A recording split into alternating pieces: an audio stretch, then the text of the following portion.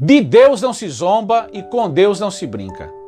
Eu vou contar para vocês a história de um pregador que era 100% analfabeto e de um pastor que era doutor em teologia. Antigamente, 30, 40 anos atrás, os pastores costumavam a dar oportunidade a 2, 3 pregadores no mesmo culto. E os irmãos não iam embora não, gente. Ficavam até o final, até receberem a bênção apostólica. E muitas vezes o culto se estendia 9h10, 9h20, 9h30, 10 horas. Tinha culto que até às 11 horas e o pastor tinha que acabar, mas os irmãos ainda ficavam dizendo assim: pastor, não termine não, vamos ficar aqui na presença de Deus. O pastor dizia: a gente tem que terminar, irmãos, porque amanhã tem mais. Mas as pessoas tinham sede, sabe?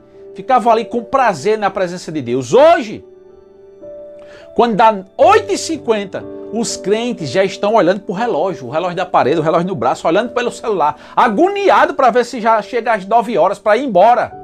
Fazer o quê? Para ir embora assistir a novela, o jogo, a minissérie. Tá entendendo? Para assistir o filme.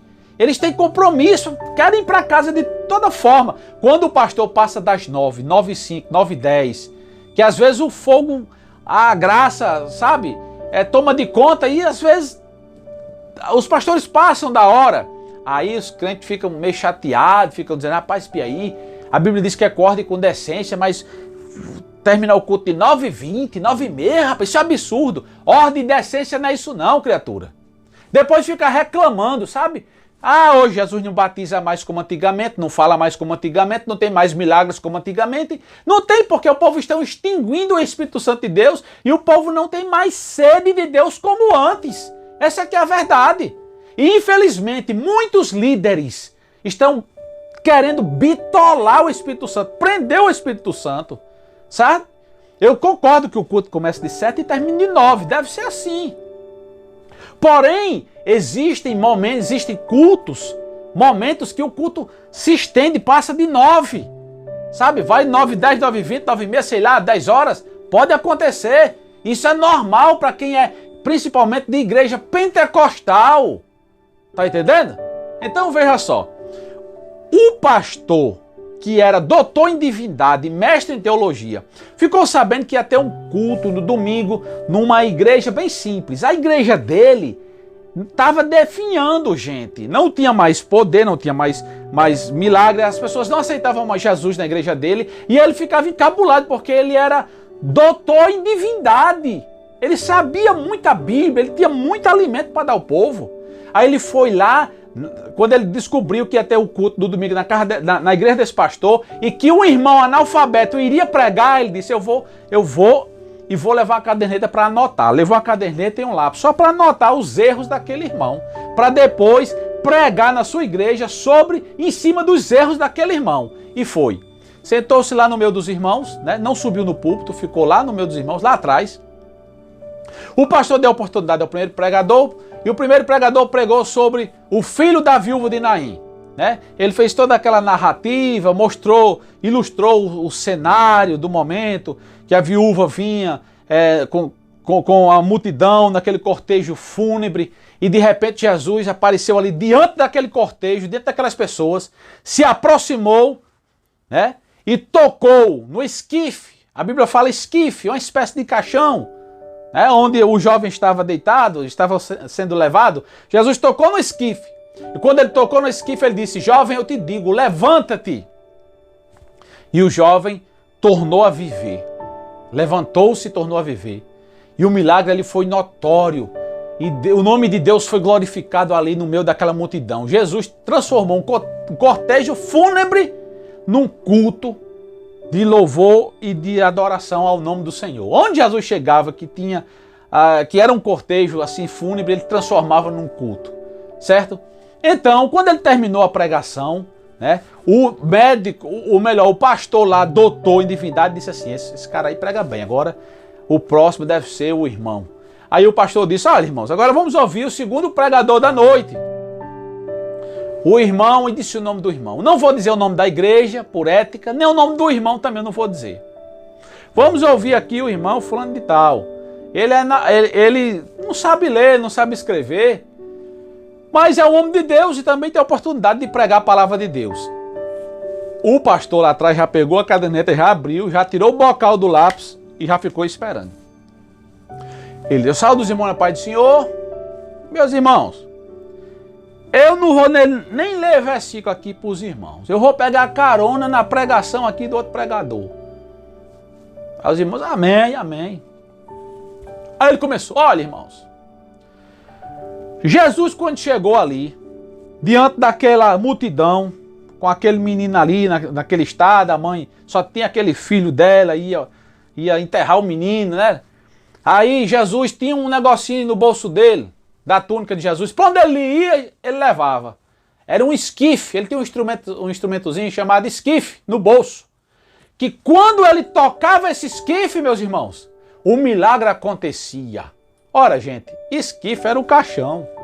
Mas ele entendia que o esquife era um instrumentozinho que Jesus tocava, botava na boca ou nos dedos assim e tocava. E quando Jesus tocava o esquife, o milagre acontecia. Olha aí, analfabeto não tem isso na Bíblia. O pastor lá, que era doutor em divindade, achou um absurdo nesse negócio, já anotou no caderninho. Aí ele disse assim, o pregador, e quer saber de uma coisa, meus irmãos? Jesus está aqui nessa noite e ele já começou a tocar o esquife aqui. Ele está tocando o seu instrumento. Jesus, quem está sentindo Jesus tocando aqui o esquife? É os irmãos, amém. Meus irmãos, estou todo arrepiado aqui. Começou a cair a glória de Deus no culto. Ele pregando uma coisa que, por inocência, estava dizendo outra coisa que não estava na palavra de Deus. Mas ele era cheio da graça. Ele perguntou, tem alguém aqui que quer se decidir para Jesus hoje? Vem aqui na frente. Meu irmão, caiu um temor assim na igreja. Os irmãos começaram a falar em mistérios, em línguas estranhas. De repente veio a primeira pessoa na frente a aceitar Jesus. Veio a segunda, a terceira, a quarta, a quinta. Pode contar esse testemunho aí onde você quiser. Porque não, isso aqui é a ilustração que o irmão está fazendo. Não é ilustração não, é fato verídico. Pode contar para aumentar a fé dos irmãos. Veio 10, 15, 20, 30 pessoas aceitaram Jesus como Salvador de suas vidas. 30 pessoas. Ele dizendo que Jesus tocava um aparelhozinho, que era um esquife, e que curava as pessoas, e que ressuscitava. Só que não era isso. Aí sabe o que o pastor lá atrás fez, gente? Riscou o que ele estava botando, fechou o caderno, pegou o bocal, tampou o lápis e disse assim, isso é um mistério. Isso aí se chama mistério, não tem explicação não. Mistério de Deus. Você deu um glória aí? Coloca aí no comentário. Coloca aí no comentário, coloca assim. Deus faz assim. Ele aprendeu que não é só a letra, não é só o conhecimento, tem que ter a graça. E pelo fato daquele pregador ser analfabeto, não quer dizer que Deus não usava ele, não. Deus usa o homem conforme a sua instrumentalidade, conforme as suas ferramentas, habilidades. Ele usa o doutor, mas ele usa o analfabeto também. Ele usa quem tem e usa quem não tem, usa quem sabe e usa quem não sabe. Porque a palavra vem dele. Tá entendendo? Ele usa todo tipo de vaso. Eu fico triste quando eu vejo em muitas igrejas não darem a oportunidade a quem aparentemente não sabe tanto. Tem igreja que só fala lá e só canta lá. Quem for cantor profissional ou quem for pregador renomado só usa o prato de ouro, não usa as pratas da casa, sabe? Mas eu quero dizer para você que está me ouvindo aqui, você que muitas vezes tem sido desvalorizado, não tem sido visto pelos homens, Deus está te vendo. E Deus vai te oportunizar, vai te dar uma oportunidade para você pregar a palavra de Deus, sabe? Nesses últimos dias, os homens estão querendo, muitos dos homens, não são todos, gente, não estou generalizando, mas muita gente só quer pregar em congresso, em igreja lotada. Não quer pregar mais no culto na praça. Não quer pregar mais da rua, participar do evangelismo. Olhe, as coisas têm mudado, gente. As coisas têm mudado drasticamente. Tragicamente. Melhor, não sei nem mais qual é a palavra correta. Sabe? Mas Jesus está às portas. Viu? Aquele pastor recebeu uma lição. Uma lição. Ele viu que se não tiver a graça de Deus, a letra não faz nada. O conhecimento não faz nada. Tem que ter conhecimento, tem que ter moderação, equilíbrio. Graça e conhecimento. Crescer na graça e no conhecimento. Mas muitas vezes, se for para escolher, você quer aquele pregador formal, que tem muito conhecimento, muitos diplomas estampados na sala, anel de formatura no dedo, você prefere ele ou aquele crente cheio da graça de Deus? Eu prefiro o crente cheio da graça de Deus, se for para escolher. Eu quero, claro, preferir ouvir alguém que tenha graça e conhecimento, que tenha habilidade nas escrituras. Porque só poder, sem o conhecimento, não vai a lugar nenhum também. A gente tem que entender essas coisas. Entendeu? Eu sou o Sátrio Araújo, TV Paraú.